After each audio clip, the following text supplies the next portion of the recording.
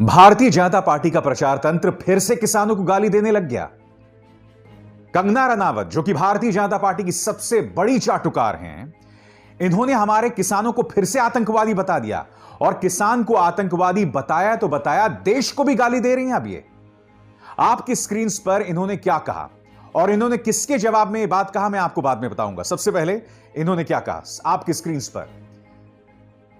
किसानों के मुद्दों की बात कोई इसलिए नहीं कर रहा है क्योंकि वो आतंकवादी हैं जो देश को बांटना चाहते हैं ताकि चीन हम पर कब्जा कर सके, ताकि चीन हमारे कमजोर टूटे हुए देश पर कब्जा कर सके और उसे चाइनीज कॉलोनी बना दे, बिल्कुल अमेरिका की तरह। बैठ जाओ मूर्ख, तुम लोगों की तरह हम अपने देश को नहीं बेच रहे हैं। यह क्यों कहा कंगना रनावत ने? कंगना रनावत ने यह बात कही दुनिया की सबसे मशहूर गायक रिहाना के इस बयान के जवाब में जो आपकी स्क्रीन पर है। और इसमें रिहाना यह कह रही हैं कि आखिर हम सब किसानों के प्रदर्शन के बारे में क्यों बात कर रहे हैं। अगर आपको समझना है रिहाना की क्या शख्सियत है तो आपको यह समझना होगा कि सिर्फ ट्विटर में इन्हें 10 करोड़ लोग फॉलो करते हैं, इनके 10 करोड़ समर्थक हैं सिर्फ ट्विटर में। और हमारे प्रधानमंत्री नरेंद्र मोदी के 6 करोड़ समर्थक हैं, जिससे आप समझ सकते हैं कि रिहाना की शख्सियत दरअसल पूरे दुनिया में क्या है। मगर मुद्दा वो नहीं है। रिहाना की हम बाद में बात करेंगे, उनकी अहमियत की हम बाद में बात करेंगे। सबसे पहले मैं बात करना चाहूंगा कंगना रनावत की।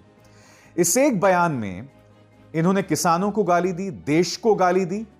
ये जो औरत हैं, ये जो महिला हैं, बगैर गाली दिए कुछ कह ही नहीं सकती। किसान को आतंकवादी कहा, इन्होंने भारत को वल्नरेबल ब्रोकन नेशन, यानी कि एक कमजोर टूटा हुआ देश। आगे देखिए, उन्होंने भारत को चाइनीज कॉलोनी भी अपने मुंह से बता दिया। हां, इसके बाद रिहाना को उन्होंने मूर्ख कहा, नासमझ कहा। और मैं आपसे पूछना चाहता हूं, आपको शर्म नहीं आती देश के किसान को आतंकवादी बताते हुए? आज मेरी गुजारिश है पुलिस से, आज मेरी गुजारिश है गृह मंत्रालय से, मेरी गुजारिश है ट्विटर से कि कंगना रनावत के ट्विटर हैंडल को तुरंत हटाया जाए, क्योंकि बार बार यह महिला अपने ट्विटर हैंडल के जरिए भड़काऊ बयान देती हैं। अब इन्होंने किसानों को आतंकवादी बता दिया है। मैं आपसे जानना चाहता हूं, इनके जो समर्थक हैं, अगर उनमें यह संदेश जाएगा, जो जा चुका है, जो किसानों को आतंकवादी बताते रहेंगे, तो इससे क्या असर पड़ेगा मुझे बताइए। किसानों को आतंकवादी बताना यह कहां की सभ्यता है भाई। और फिर आगे कहती हैं कि ये जो किसान हैं वो हमारे देश को बांटने की कोशिश कर रहे हैं ताकि चीन हम पर कब्जा कर ले।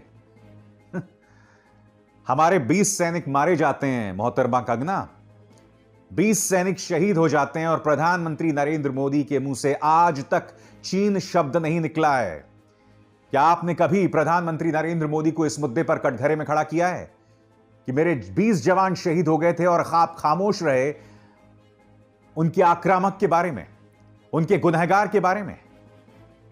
चीन अब भी हमारी जमीन पर कब्जे किए बैठा हुआ है और उसके बारे में आपके मुंह से एक शब्द नहीं निकलता। कितना जलील होंगी मैडम आप। और देश के बारे में कहना वल्नरेबल ब्रोकन नेशन, टूटा हुआ देश। टुकड़े टुकड़े गैंग कौन है भाई? अगर आज की तारीख में आपको लगता है कि मेरा देश टूटा हुआ है तो इसका जिम्मा किसी और का नहीं बल्कि पिछले 6-7 सालों में जो सरकार चल रही है, जिसने देश के अंदर टुकड़े टुकड़े गैंग और न जाने किस तरह की चीजों का समावेश हमारी जुबान, हमारी बोली में हुआ है, यह उसका परिणाम है। अगर देश टूट रहा है तो उसके लिए कटघरे में वो सरकार है जो पिछले 6-7 सालों से सत्ता में है, जो तमाम राज्यों में सत्ता में रही है। क्या उस सरकार को कटघरे में खड़ा करने की आपकी हिम्मत है मोहतरमा कंगना रनावत?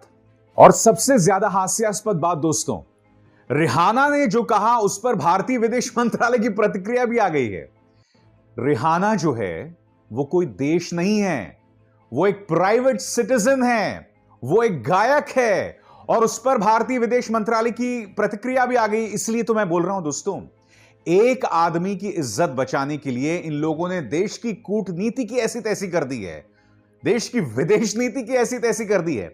आपके स्क्रीन पर दोस्तों यह है भारतीय विदेश मंत्रालय की प्रतिक्रिया, वो प्रतिक्रिया जिसमें अर्ध सत्य के अलावा कुछ नहीं है, और सबसे बड़ा अर्ध सत्य उनकी पहली प्रतिक्रिया में है। The parliament of India, after a full debate and discussion, passed reformist legislation relating to agricultural sector. क्या कहा कि भारतीय संसद ने पूरी बहस कराने के बाद इसे पारित किया। तो माननीय विदेश मंत्रालय, क्या मुझे आपको याद दिलाने की जरूरत है कि राज्यसभा में यह बिल कैसे पारित हुआ था? इस मुद्दे को जो है एडवाइजरी कमेटी को नहीं भेजा गया, चर्चा के लिए नहीं भेजा गया, सांसद इस पर अपनी राय रखना चाहते थे, वो तक नहीं हुई, और आपने जोर जबरदस्ती से राज्यसभा में इसे पारित कर दिया। क्या आप भूल गए कि महात्मा गांधी की मूर्ति के सामने आजाद भारत के इतिहास में शायद पहली बार हुआ होगा जब इस तरह से बिल पारित करने के खिलाफ राज्यसभा के तमाम सदस्य जो थे वो महात्मा गांधी की मूर्ति के सामने मौजूद थे। सबसे बड़ा अर्धसत्य विदेश मंत्रालय की प्रतिक्रिया की पहली पंक्ति में आ चुका है दोस्तों, और ये लोग अंतर्राष्ट्रीय तौर पर इस तरह से देश की नाक काट रहे हैं। मगर मेरा बड़ा सवाल यही है कि देखिए, अगर यहां पर कोई देश बात करे तो बात समझ आ रहा है, यहां पर रिहाना की बात पर यहां प्रतिक्रिया दी जा रही है। मजाक बनाकर रख दिया इन्होंने मेरे देश की विदेश नीति को। आगे देखिए दोस्तों, आगे इन्होंने क्या कहा है वो भी पढ़ना चाहता हूं मैं। A very small section of farmers in parts of India have some reservations about these reforms.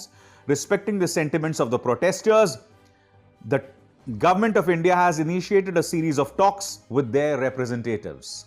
उनकी भावनाओं का सम्मान करने के लिए हमने उनके साथ बातचीत शुरू कर दी है।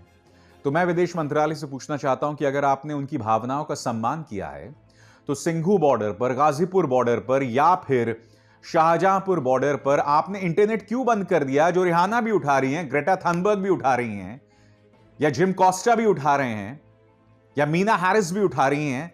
मैं आपसे पूछना चाहता हूं कि आपने उस जगह पे इंटरनेट क्यों बंद किया? आपने तमाम चीजों की प्रतिक्रिया यहां विदेश मंत्रालय ने दे दी, मगर आप हमें यह नहीं बता रहे हैं कि आपने वहां इंटरनेट बंद क्यों किया। आज मैं आपको चुनौती देता हूं और आपसे अपील करता हूं, अगर आप में हिम्मत है तो किसान को रामलीला मैदान में प्रदर्शन करने दो। करने देंगे आप? क्योंकि एक बार जब वो रामलीला मैदान में प्रदर्शन करता है जहां पर 1 लाख के करीब लोग आ सकते हैं, तब जाहिर सी बात है जो पूरा घेराबंदी है दिल्ली की वो सब खत्म हो जाएगी। यानी कि अगर ट्रैफिक में दिक्कत आ रही है, उस इलाके में आपको इंटरनेट बंद करना पड़ रहा है, तो वो सब बंद हो जाएगा ना। आप उसे रामलीला मैदान में क्यों नहीं आने देते? विदेश मंत्रालय अपनी नाक इस तरह से कैसे कटवा सकती है? देश की इज्जत का सवाल है भाई, देश की इज्जत की तो आप बखिया मत उड़ेड़िए। एक प्राइवेट सिटीजन क्या कह रहा है उस पर आपने रिएक्शन दे दिया। वाकई दोस्तों, मुझे बहुत दुख होता है कि भारतीय जनता पार्टी सरकार के अंतर्गत चाहे कूटनीति हो, विदेश नीति हो, रक्षा नीति हो, सबका मानो एक मजाक बनाया जा चुका है। रिहाना क्या कहती है उस पर विदेश मंत्रालय की प्रतिक्रिया आ जाती है और उसमें अर्ध सत्य के अलावा कुछ नहीं है। हकीकत यह है कि लोग फार्म लॉस पर प्रतिक्रिया नहीं दे रहे हैं, लोग इस बात पर प्रतिक्रिया दे रहे हैं कि आप लोगों ने हमारे किसानों की घेरेबंदी कर दी और उसके जरिए आप पूरी दिल्ली की घेरेबंदी कर रहे हैं। आपत्ति इस बात को लेकर है, कृपया इस मुद्दे पर फोकस कीजिए माननीय विदेश मंत्रालय। दोस्तों, दिक्कत क्या है, इनकी बौखलाहट को आपको समझना पड़ेगा। यह मुद्दा बहुत बड़ा होता जा रहा है और मैं आपको बताना चाहता हूं क्यों। रिहाना की क्या अहमियत है मैं आपको बाद में बताऊंगा। आपके सामने क्लाइमेट के बारे में पुरजोर तरीके से बात रखने वाली ग्रेटा थनबर्ग ने कहा है, we stand in solidarity with farmers protest in India. यानी कि जिस तरह से किसान जहां प्रदर्शन कर रहे हैं वहां पर इंटरनेट काट दिया गया है, जिसका जिक्र रिहाना ने भी किया, उसी बात का जिक्र ग्रेटा थनबर्ग कर रही हैं। और ग्रेटा थनबर्ग तो कर ही रही हैं, अमेरिकी कांग्रेसमैन जिम कॉस्टा ने भी कहा है कि भारत में जो कुछ हो रहा है वो बहुत चिंताजनक है। फॉरेन अफेयर्स समिति का सदस्य होने के नाते मेरी निगाह इस पूरे मामले पर है।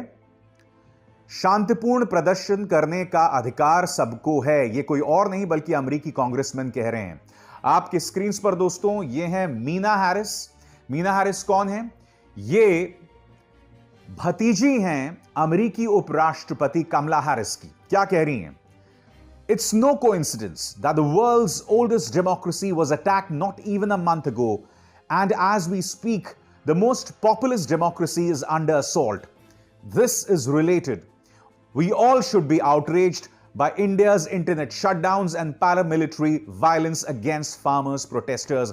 एक बार फिर मीना हैरिस, जो कि उपराष्ट्रपति कमला हैरिस से की रिश्तेदार हैं, वो और क्या कह रही हैं कि जिस तरह से इंटरनेट काटा जा रहा है, जिस तरह से अर्धसैनिक बल हमला कर रहे हैं, उन तमाम चीजों को लेकर हमको चिंतित होना चाहिए। चाहे ग्रेटा थनबर्ग हो, रिहाना हो, जिम कॉस्टा जो कि वहां के कांग्रेसमैन हो, या फिर मीना हैरिस, ये तमाम लोग किन मुद्दों को उठा रहे हैं? वो ये थोड़ा ना कह रहे हैं कि वो 3 कृषि कानून होने चाहिए, नहीं होने चाहिए। वो ये कह रहे हैं कि इन लोगों को शांतिपूर्ण प्रदर्शन करने का अधिकार है। वो ये कह रहे हैं कि अगर वो प्रदर्शन कर रहे हैं तो आप वहां पर इंटरनेट मत काटिए।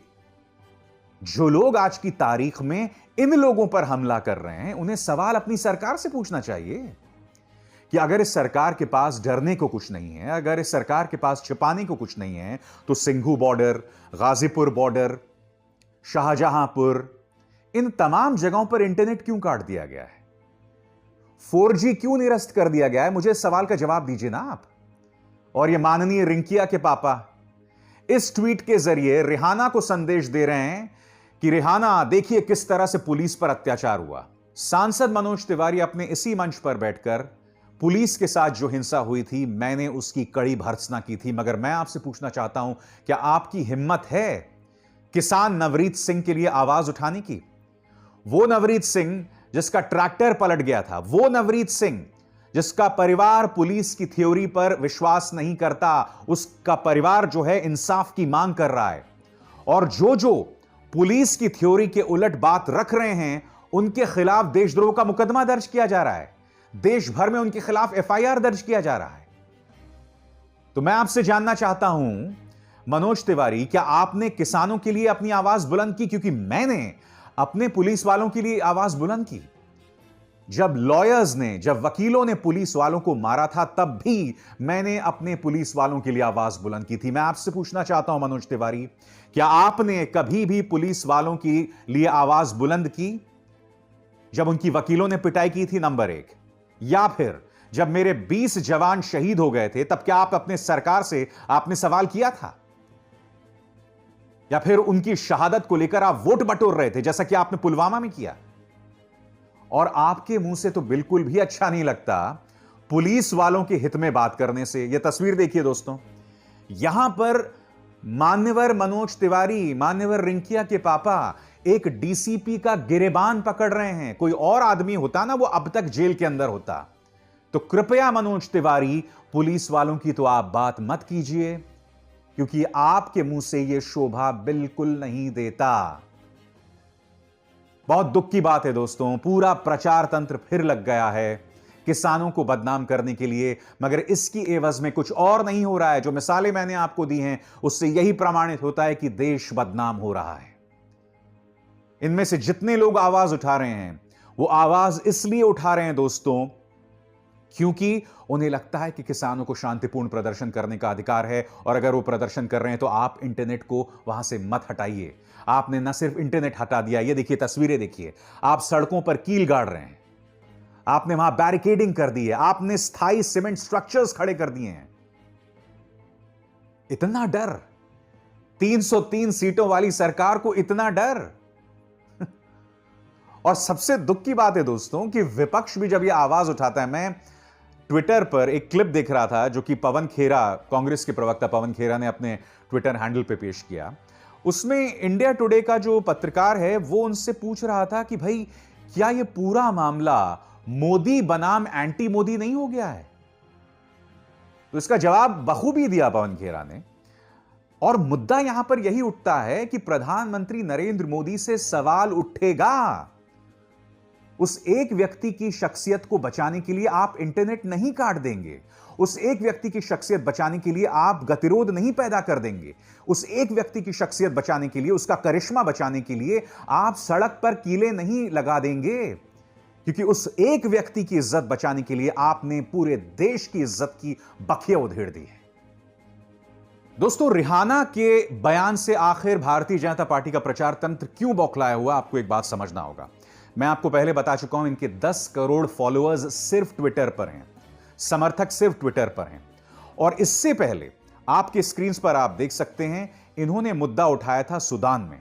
सूडान में भी दोस्तों वहां का जो सैनिक तानाशाह था, उसके खिलाफ वहां की जनता प्रदर्शन कर रही थी और रिहाना ने वो मुद्दा उठाया था और उनके उस मुद्दे उठाने का जबरदस्त असर हुआ था। उन्होंने क्या कहा था आपके screen, military rulers need to be held accountable, praying for no more killings और abuse today, fight for human rights in Africa and stand with protesters in Sudan.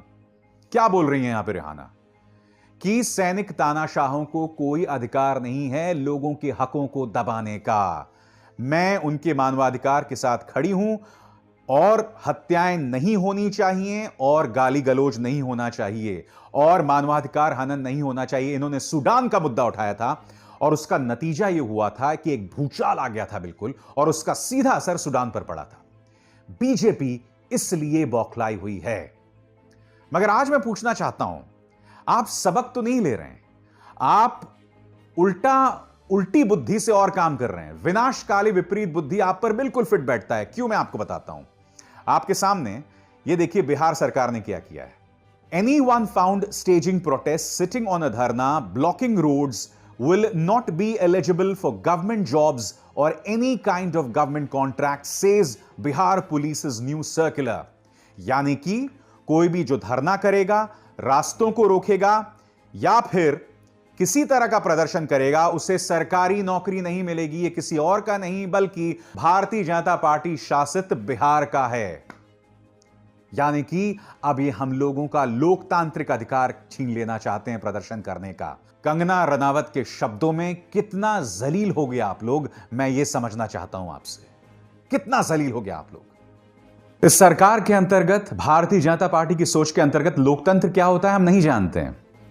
यह खबर देखिए दोस्तों, हाथरस का जो दुष्कर्म हुआ था और उसके बाद हत्या हुई थी हाथरस की गुड़िया की, उस मामले में मैं आपको बतलाना चाहूंगा कि जो पत्रकार सिद्दीक कप्पन आए थे, उनके खिलाफ आतंकवादियों वाली धारा लगा दी गई और वो व्यक्ति महीनों से जेल में पड़ा हुआ है। आपके सामने यह खबर देखिए, यह आदमी लगातार गुहार लगा रहा है कि मेरे 90 साल की मां मृत्युशैया पर है, उनकी गंभीर हालत है।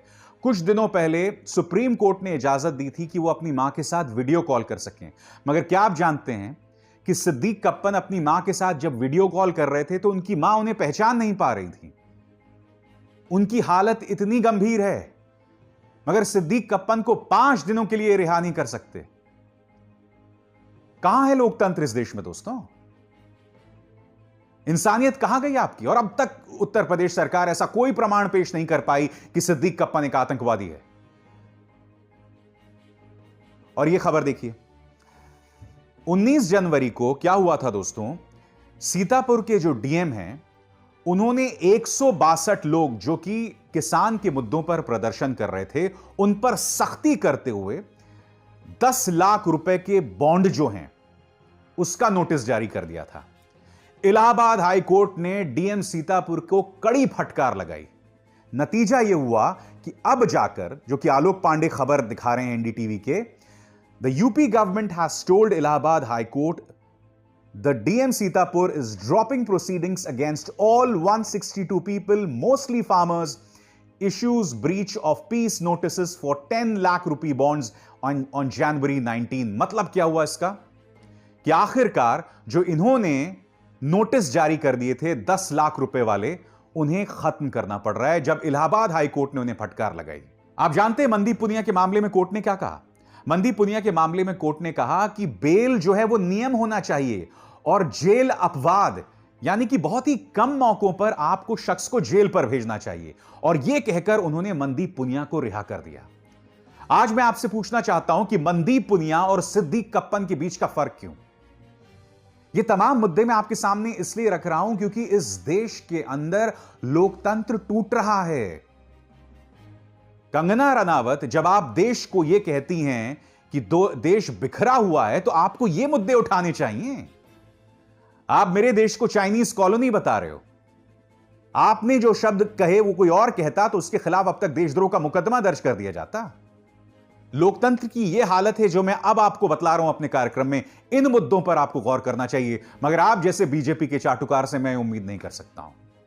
दोस्तों, आप और हम इन मुद्दों से मुंह नहीं मोड़ सकते। अब यह मुद्दा अंतर्राष्ट्रीय हो चला है। और क्यों हो चला है?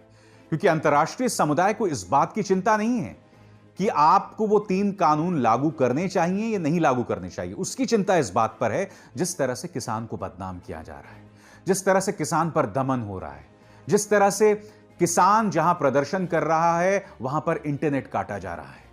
ये तमाम मुद्दों को लेकर अंतर्राष्ट्रीय समुदाय चिंतित है और उसकी चिंता यही है। और इन मुद्दों से हम मुंह नहीं मोड़ सकते क्योंकि कहीं ना कहीं यह हमारी साख का सवाल है, हमारी देश की इज्जत का सवाल है। और अगर आप सही मायने में देशभक्त हैं तो इन मुद्दों को लेकर आपको चिंतित होना चाहिए। वरना अगर आप भक्त हैं तो मेरी आपसे कोई अपील नहीं है। नमस्कार।